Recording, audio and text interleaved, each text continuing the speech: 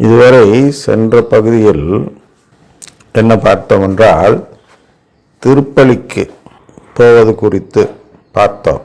அதாவது கடவுளை மதித்து திருப்பலிக்கு போக வேண்டும், கடவுளை நேசிப்பதன் அடையாளமாக திருப்பலிக்கு போக வேண்டும்.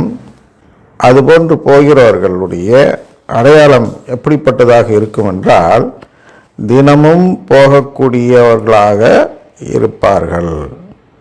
தினமும் திருப்பலிக்கு போக முயற்சி செய்கிறவர்கள் கடவுளை நேசிக்கிறார்கள் என்று பார்த்தோம். அப்படி தினமும் போகாமல் சில விசேஷ நாட்களில் போகக்கூடியவர்கள் அநேகர் இருக்கார்கள். அனைத்து கத்தோலிக்கர்களுமே விசேஷ நாட்களில் திருப்பலி காண்பார்கள். அது எதற்கான அறிகுறி என்றால், அவர்கள் அந்த விசேஷத்தை மதிக்கிறார்கள் என்பதற்கான அறிகுறி. ஒரு பிறந்த நாள் அப்படின்னா அங்கு கடவுளிடத்தில் அன்பு காட்டுவதற்காக திருப்பலிக்கு போகவில்லை, மாறாக கடவுளிடம் இருந்து ஆசிரை பெற, அன்பை பெற வேணாலும் வச்சுங்க. கடவுளிடம் இருந்து அன்பை பெற, ஆசிரியருங்கிறது கொஞ்சம் கொச்சையாக இருக்கலாம், அதனால் அன்புன்னே வச்சுக்குவோம். அதை நோக்கி அதை கேட்டு போகிறார்கள். இன்று எனது திருநாள் ஆண்டவரே, எனது பிறந்த நாள் ஆண்டவரே, இந்த பிறந்த நாளில் உங்களுடைய ஆசீர், உங்களை மதித்து நான் வருகிறேன், ஒரு சிறப்பாக தான் நான் செய்யணும், ஆனால் நான் கடவுளை நினைத்து பார்க்கிறேன் அப்படின்னு சொல்லி வாரவங்க இருக்கிறார்கள் திருப்பலிக்கு. அது எதை காட்டுகிறது என்றால், அந்த மீட்பை கேட்கும் செயலாக அது இல்லை என்று காட்டுகிறது. பாருங்க, கேளுங்கள் கொடுக்கப்படும் என்ற அடிப்படையில் நமக்கு மீட்பு தரப்படுகிறது என்று திருவிவிலியம் கூறுகிறது. அப்ப கேட்பதன் அடிப்படையில் என்ன செய்கிறார் என்றால், நமக்கு உறவு தருகிறார். இந்த ஊர்வக, அதாவது ஓமை, விருந்து ஓமை குறித்து பார்த்து கொண்டிருக்கிறோம் அல்லவா? அந்த விருந்து ஓமையில் இது நீதிக்கதை. லூக்கா இந்த விருந்து ஓமை இருக்கும். விருந்துக்கு அழைப்பார், அதில் யாரும் வரமாட்டேன், நான் ஏறு மாடு பார்க்கணும், வயலுக்கு போகணும், இப்படிலாம் சொல்லிட்டு போயிடுவாங்க அப்படின்னு பார்க்குறோம் இல்லையா?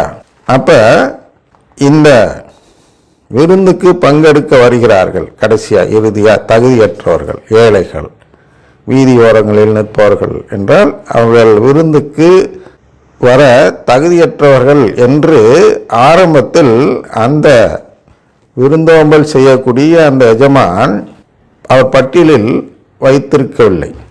அதனால் அவர்கள் தகுதியற்றவர்கள் என்று சொல்கிறோம்.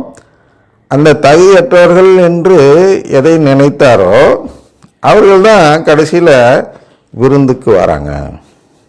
இந்த நபர்கள் யார் அப்படின்னா, இவர்கள் தான் தினமும் திருப்பலி காண்பவர்கள்.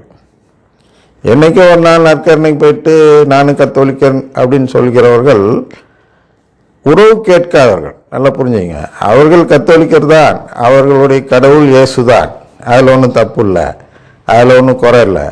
குறை எங்கே வருதுன்னா, கேட்குறோமா கேட்கலையா. விருந்து, அதாவது அவரிடம் உறவு கேட்கிறோமா கேட்கலையா. அப்போ அவர் அழைக்கையில் என்ன சொல்லி அழைக்கிறார்? நீ வா, உன்னை நான் தத்தெடுக்கிறேன். அதான் யோவான் 6:53 சொல்கிறார் அல்லவா, என் சதையை புசித்து என் ரத்தத்தை குடித்தால் ஒழிய உங்களுக்கு வாழ்வில்லை, அதாவது நிலைவாழ்வில்லை அப்படின்னு இன்னொரு இதுலையும் சொல்லுவார். அப்போ இந்த நிலைவாழ்வு வேண்டும் அப்படின்னா நாம் என்ன செய்ய வேண்டும்? நாம் திருப்பலிக்கு தினமும் சென்று கடவுளிடம் கேட்க வேண்டும். அதான் இந்த தொந்தரவு செய்கிறது. நைட்டில் பிரெட்டு கொடுன்னு தொந்தரவு பண்ணி கேட்பார்கள் அல்லவா? அதை கோப்பானது என்ன என்றால், தினமும் திருப்பலி போய் எனக்கு உறவு கொடுங்கள் என்று கேட்க வேண்டும். அப்போ நம்மளெல்லாம் திசை திருப்ப ஒரு கூட்டம் இருக்கிறது. இந்த கூட்டத்தை குறித்து தான் நாம் அடுத்த பகுதியில் பார்க்க இருக்கிறோம். முதல் பகுதியில் நற்கருணையோட முக்கியத்துவத்தை பார்த்து விட்டோம். இந்த முக்கியத்துவத்தை நாம் உணராமல் செய்வதற்காக இந்த உலகத்தில் பல பிரிவுகள் இருக்கின்றன. என்ன பிரிவுகள்? கிறிஸ்துவின் பெயரில்